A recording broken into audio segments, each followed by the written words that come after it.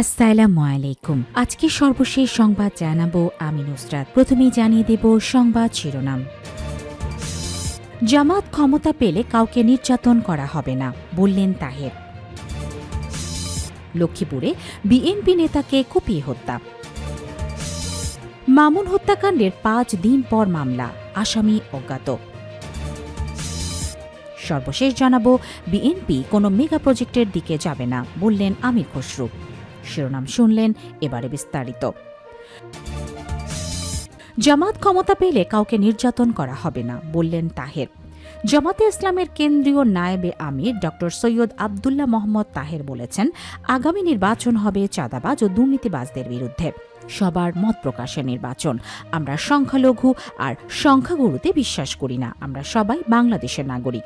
সুতরাং জামাত ক্ষমতা পেলে কাউকে নির্যাতন করা হবে না। শনিবার 15 নভেম্বর সন্ধ্যায় কুমিল্লার চৌদ্দগ্রাম উপজেলায় জামাতের উদ্যোগে আয়োজিত গুণপতি উচ্চ বিদ্যালয় মাঠে এক নির্বাচনী জনসভায় প্রধান অতিথির বক্তব্যে তিনি এসব কথা বলেন।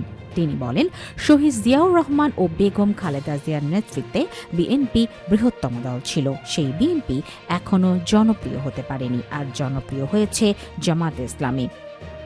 এর প্রমাণ ডাকসু, জাকসু, রাকসু ও চাকসু নির্বাচন। বিশ্ববিদ্যালয়গুলোর শিক্ষার্থীরা ছাত্র শিবিরকে বেছে নিয়েছে। আগামী নির্বাচন হবে সত্যের পক্ষের নির্বাচন।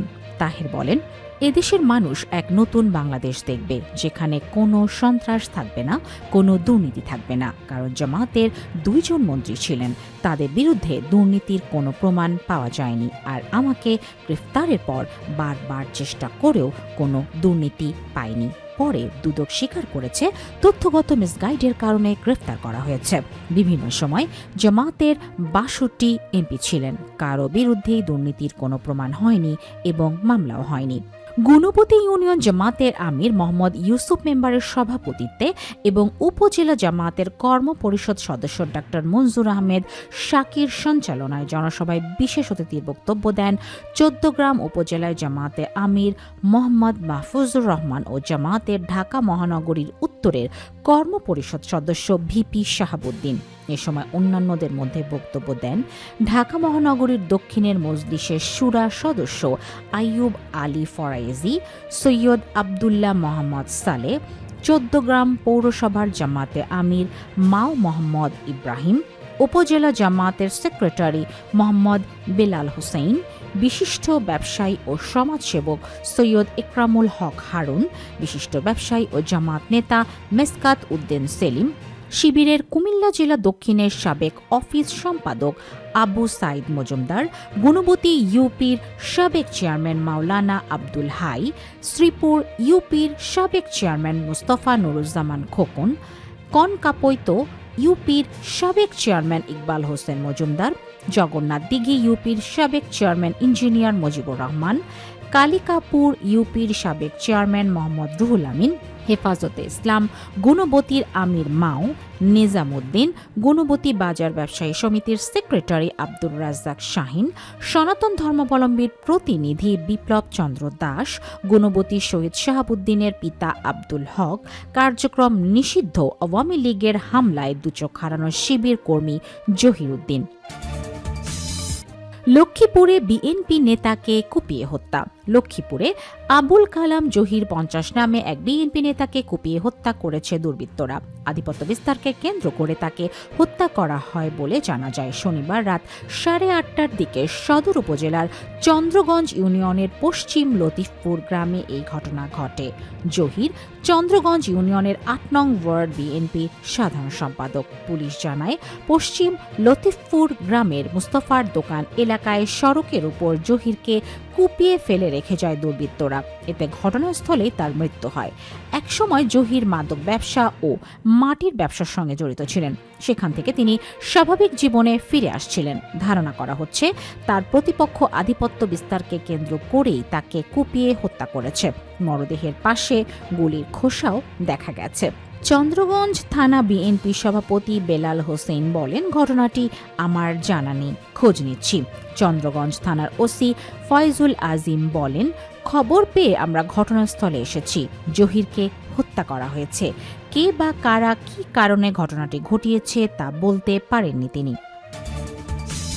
মামুন হত্যাকাণ্ডের 5 দিন পর মামলা, আসামি অজ্ঞাত।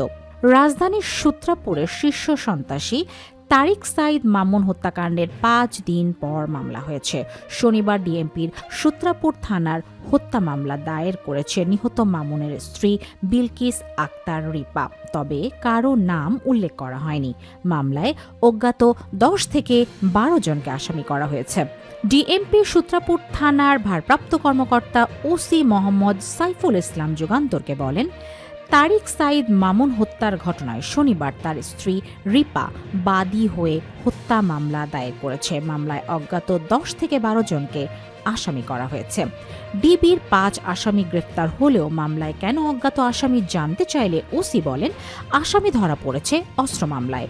হত্যা মামলায় তদন্তকারী অফিসার কে কি করেছে তা বের করবে। এর আগে গত সোমবার মামুন হত্যার পর দ্রুত সময়ে ঢাকা মহানগর গোয়েন্দা পুলিশের ডিবি হাতে গ্রেফতার হয় 5 জন।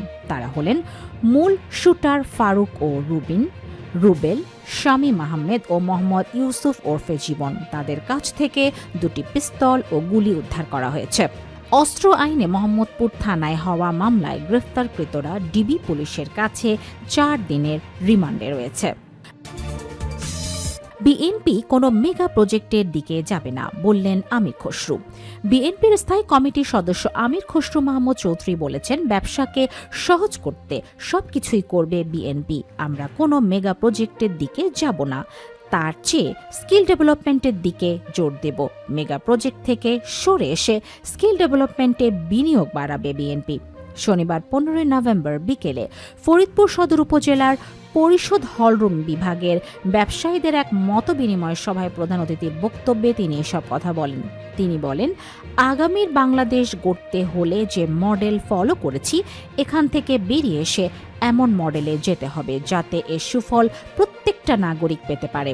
কোনো গোষ্ঠী বিশেষের কাছে যাতে আমাদের অর্থনীতি জিম্মি না থাকে। আমির খসরু বলেন, সবকিছু সরকারকে করতে হবে এমন নয়, এজন্য প্রাইভেট সেক্টরের পরিধি বাড়াতে হবে। প্রাইভেট সেক্টরের অবদানের মাধ্যমে বাংলাদেশকে এগিয়ে নিয়ে যেতে হবে। বিএনপির বিভাগীয় সাংগঠনিক সম্পাদক শামা ওবায়েদের সভাপতিত্বে অন্যান্যদের মধ্যে বক্তব্য রাখেন ঢাকা বিশ্ববিদ্যালয়ের অর্থনীতি বিভাগের শিক্ষক রাশেদ আল মাহমুদ, বিএনপি নেতা জহিরুল হক শাহজাদা মিয়া, জাহাঙ্গীর মিয়া, চৌধুরী ফারিয়ান ইউসুফ, চকবাজার বণিক সমিতির ভারপ্রাপ্ত সভাপতি একে কিবরিয়া স্বপন, শাহিন শাহাবুদ্দিন, শরীয়তপুরের আলাউদ্দিন আল আজাদ, মাদারীপুরের লোকমান হোসেন মোল্লা, রাজবাড়ীর ইমারুল করিম ও ফরিদপুর চেম্বার অব কমার্সের সাবেক সভাপতি আওলাদ হোসেন বাবর প্রমুখ।